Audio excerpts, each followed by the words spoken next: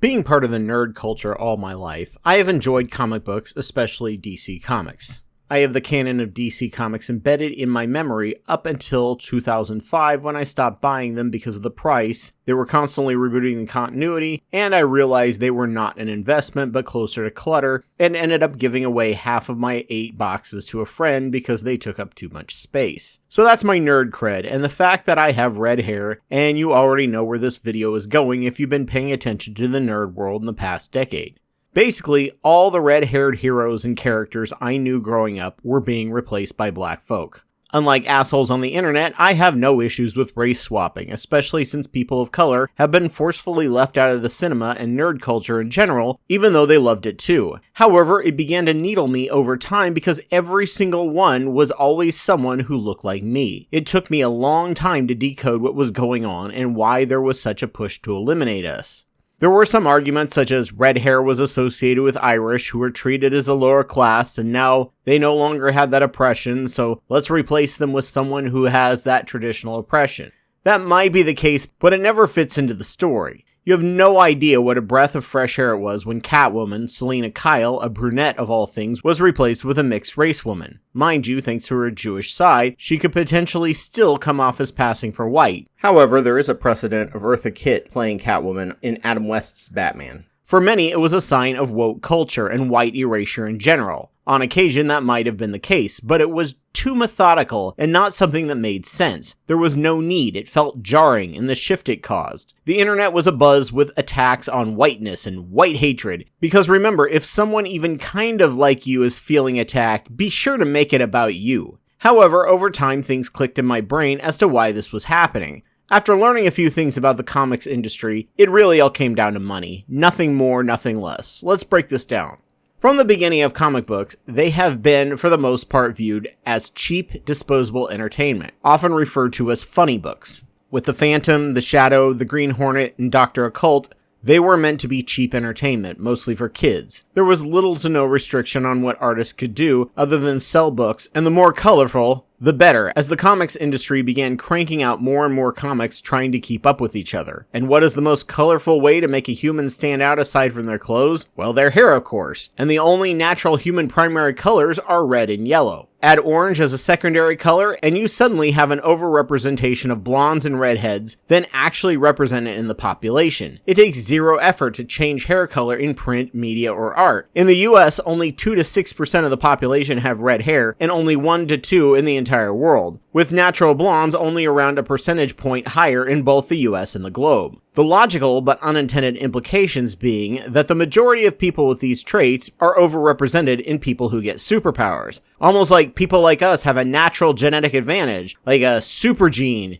making us a superior ethnicity, even a master. Never mind. We are fun to draw. Color makes everything more fun, especially if you have low quality printing. Thanks to shading, there were even comics where Ray Palmer the Atom or even Peter Parker were auburn. However, over time, comics changed. They went through periods of change and each one was driven by market, or in the case of the Comics Code, political forces. It was noticed during the 60s that comics with a fire or a gorilla on the cover sold better, which is why you see many bizarre and silly hero stories about gorillas. Over time, the tones in the comics shifted to more adult-themed, especially as both major comics companies had financial issues, and Marvel even declared bankruptcy. It was looking like comics were dying as a genre. However, some movies and many successful cartoons were made about these characters, and this began to expand interest, especially by people in Hollywood. For most of their existence, adapting comics heroes to a big screen were expensive and required a ton of stunts, and most comics were not ready to be adapted to do them justice. Around the late 2000s, the movie technology was finally ready for superheroes, and Hollywood took full advantage to showcase their new toys.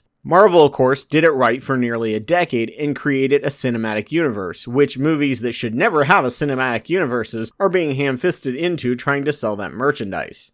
This began to shift the entire strategy of how and why comics were allowed to exist, sometimes operating at a loss, footed by a major umbrella megacorporation. Their purpose meant from entertaining on their own to acting as a laboratory for building cinematic universes. Once they ceased their former function, everything was made from then on out in terms of making the characters easy to adapt to movies. Brunette actors take zero effort to find. Blondes are a massive minority, however, bottled blondes are incredibly easy to come by. This actually sparked a belief online that natural blondes were going extinct because bottle blondes have replaced that edge they have, but the genetic stability in the population is such that unless there became a selective pressure against them, they were here for the long haul. Getting a believable blonde is so easy, you can even make a person with the blackest hair look believable, even if it's more exotic. We, on the other hand, are both rare and hard to fake. If you don't do the dye just right, it looks fake. If you get the color right and the skin tone is off, it looks wrong. Archie in Riverdale being believable as a true ginger was completely laughable at all. However, it fit the style of the show as being full of silly jokes only people who knew the comics would get, while pretending to take itself super seriously. So we are some of the easiest to draw and hardest to cast. The only way to fill all of these roles is to create a program that pushed us all into acting as young kids, and that just isn't going to happen without some weird form of Soviet-style intervention. And it's not like they're using a person of one race to pretend to be another like Charlie Chan or so many Native Americans played by Italians. They just changed the character because it's just a story. And with that, our outsized time in the sun began to die out in the world of comics. New superheroes are now being created and retconned to be more representative of the acting pool that exists.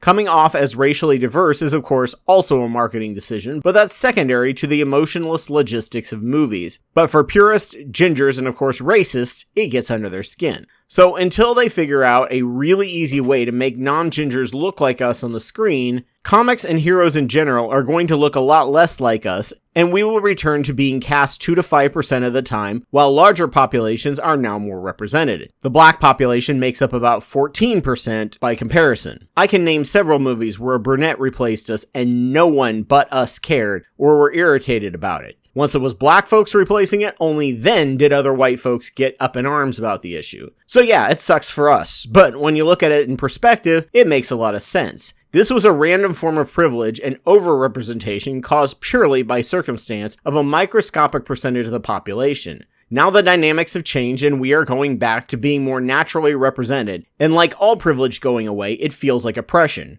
It sure did, and does to me on an emotional level. However, if trans people were to be overrepresented to the extent that we used to be, who make up roughly the same percentage of the population as us, people will lose their goddamn minds. And while it may feel like they are, that's just because they stand out so much more, because they still have a taboo and stigma in the minds of many. This is to the point that an entire election was partially won because of a freakout of a tiny fraction of the population that was being vilified and fearmongered against, purely because they knew that just due to percentage, there was a high likelihood that most people didn't personally know enough to humanize them, exactly why Jews have always been the perfect scapegoat in every nation. Their populations were always too low to be known as people by most, and they would often keep to an insular community, ensuring even less people knew about them, so they were perfect for the government to hate on and blame their own incompetence on. So, am I a bit irritated by ginger erasure? Sure, on an emotional level, but I think we have bigger issues when it comes to dealing with market forces than my petty emotional lack of weird circumstantial privilege I grew up with. So as always, thank you all for watching this as a video or listening to this as a podcast, which I'm sure was completely uncontroversial to anyone, especially to the YouTube monetization team. So if you found this useful, please donate to my Patreon. Just a reminder that I'm Anubis2814 on YouTube, and I have almost 700 videos on my channel that I've made over the past 11 years on religion, science, psychology, and politics. Please go check them out, and if your site has the option, like, rate, review, and comment.